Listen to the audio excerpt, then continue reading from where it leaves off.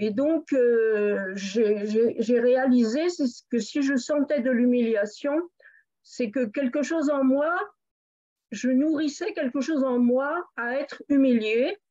Donc, je n'étais pas digne par rapport à ma véritable nature et que donc, je me bafouais quelque part, je ne me respectais pas suffisamment.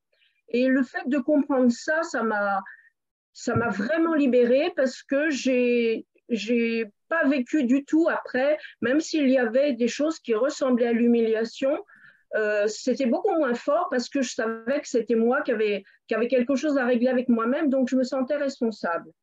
Donc ma question pour ce soir, c'était de te demander si cette indignité quelque part dont je m'accablais sans le savoir, jusqu'à ce que je le comprenne, est-ce que c'est lié directement à cette condamnation dont je m'afflige? Oui, oui. C'est tout à fait. Le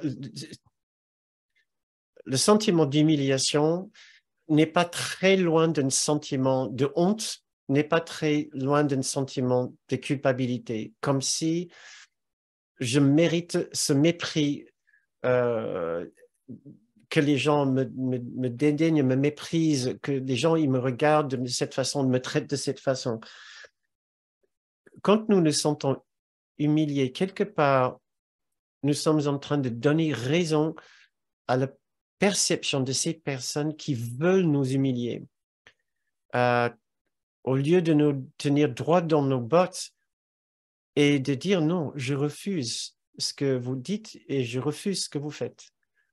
Et je ne vais certainement pas me ressentir rabaissé ou humilié par votre méchanceté. La raison pour laquelle je ne fais pas ceci, c'est parce qu'une partie de mon esprit leur donne raison. Cette partie de mon esprit est justement l'ego, l'ego qui a convaincu notre petit soi ou notre décideur que c'est mieux de rester avec l'humiliation que l'autre option.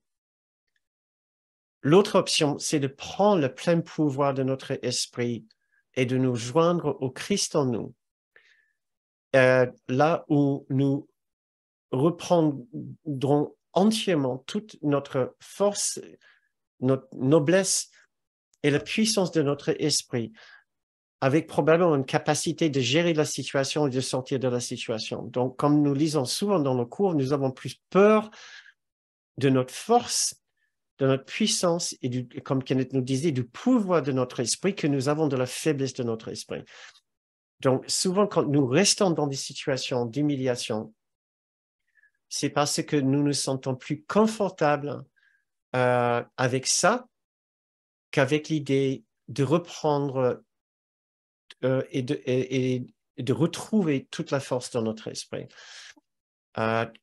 Et nous ne devons pas sous-estimer les difficultés de reprendre la force dans notre esprit. C'est parce que c'est la question centrale de la résistance à l'amour de Dieu. Et si vous voulez lire un peu plus sur cela, vous pouvez lire la section « La peur de la rédemption » ou la peur de l'amour, voilà. Donc, si nous constatons qu'à un certain moment dans notre vie, ou même actuellement, nous sommes dans une situation d'humiliation et nous n'arrivons pas à trouver la force de nous en sortir, ne nous culpabilisons certainement pas. Voilà. C'est simplement parce que nous avons peur de la vraie force et la vraie puissance de notre esprit. Et ça prend du temps de diminuer ce sentiment de peur par rapport à notre propre force et puissance. Voilà. Je ne sais pas si je réponds à ta question très bien, Monique. Oui, tout à fait. En fait, dans ce que tu dis, je comprends que la non-reconnaissance de ma vraie nature dans l'esprit juste, comme tu le dis, Eh oui. ben, c'est ça qui est fait, qui crée une indignité parce que je me reconnais pas tel que je suis, en fait, dans l'esprit de Dieu. Tu le dis très bien, exactement. Ouais. Quand nous, quand nous retournons à l'intérieur et nous refusons la perception des autres et nous demandons avec un esprit ouvert, quelle est ma vraie nature? Est-ce que je suis vraiment cet être indigne? On peut entendre une autre réponse qui dit non, certainement pas. Tu fais partie du plus haut, du plus noble, du plus majestueux, de la plus gracieux. Tu fais partie de nous en écoutant une magnifique présence intérieure, ce qui est le Christ en nous, la présence du Saint-Esprit ou de Jésus en nous. Nous pouvons entendre une autre voix nous dire stop à toute cette bêtise, à tous ces mensonges. Et nous pouvons enfin nous situer dans une autre partie de notre esprit, à partir de laquelle nous trouvons les moyens de gérer cette situation.